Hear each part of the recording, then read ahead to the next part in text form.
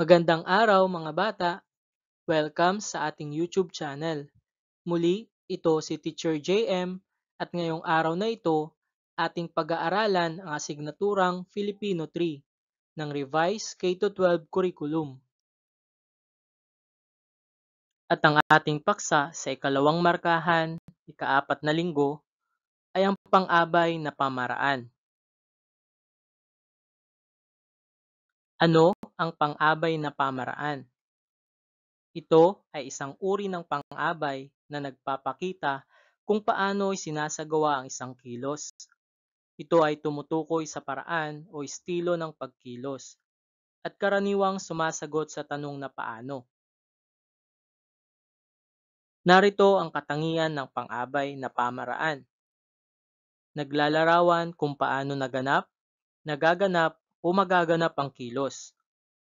Ginagamitan ng mga panandang ng, na o dinadagdagan ng nang. Tumuturing sa pandiwa, pang-uri o kapwa pang-abay. Narito ang ilang halimbawa. Lumakad ng marahan si Roy. Paano siya lumakad? Marahan.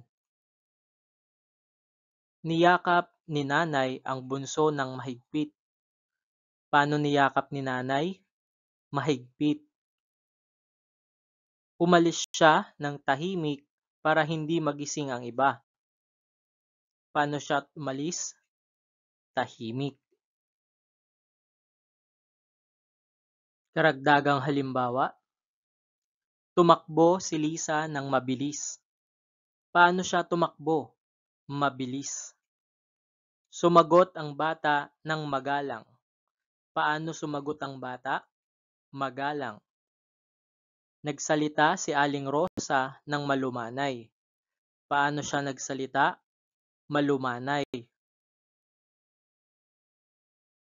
Karagdagang halimbawa, siya ay matyagang naghahanap ng salita sa diksyonaryo. Paano siya naghahanap? Matyaga. Pangalawa, mahinang magsalita ang aking lolo. Paano magsalita ang lolo? Mahina. Pangatlo, masayang sinabi sa akin ni nanay ang magandang balita. Paano sinabi ni nanay? Masaya. Pang-apat, si Liza ay tahimik na nakaupo sa kanyang mesa. Paano siya nakaupo? Tahimik. Atin munang sagutin ang maikling pagsasanay na may panutong tukuyin ng pang-abay na pamaraan sa bawat pangungusap. Una, masiglang naglilinis ng silid-aralan ang mga mag-aaral bago magsimula ang klase.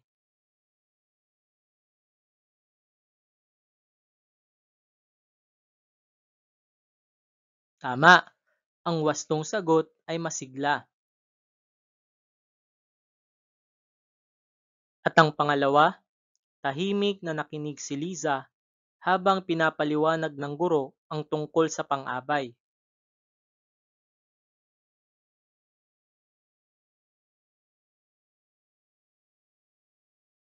Ang wastong sagot ay tahimik.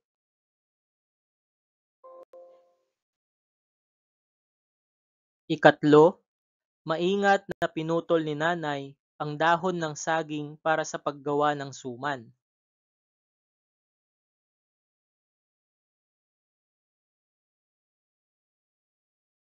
Ang wastong sagot ay maingat.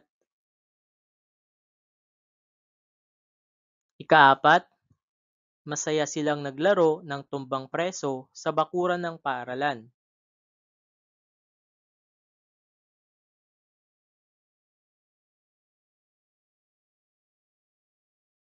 Ang wastong sagot ay masaya. Panglima, dahan-dahan nilang sinukat ang haba ng dahon gamit ang panukat.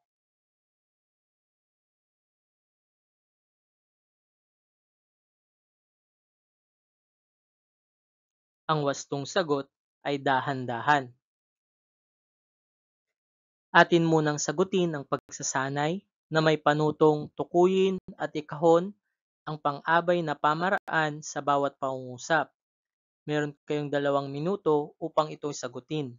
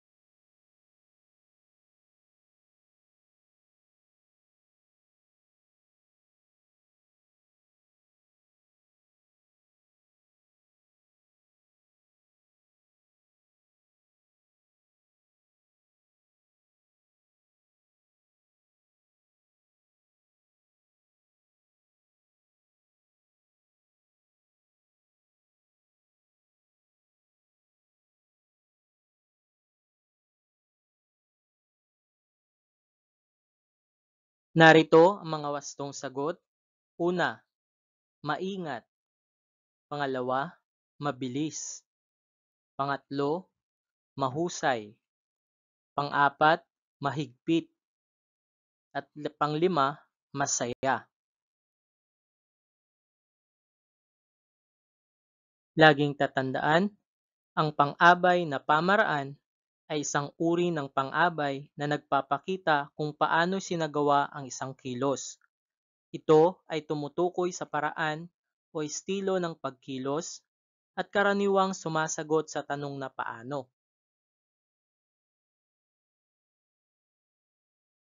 At dito nagtatapos ang ating pag-aaral sa Filipino 3, Quarter 2, Week 4 ng Revised K-12 Curriculum na may paksang pang-abay na pamaraan.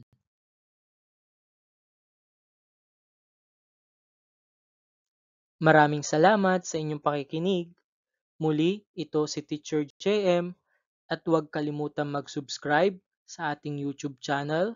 Please like, comment, and share, and click the notification bell for more videos.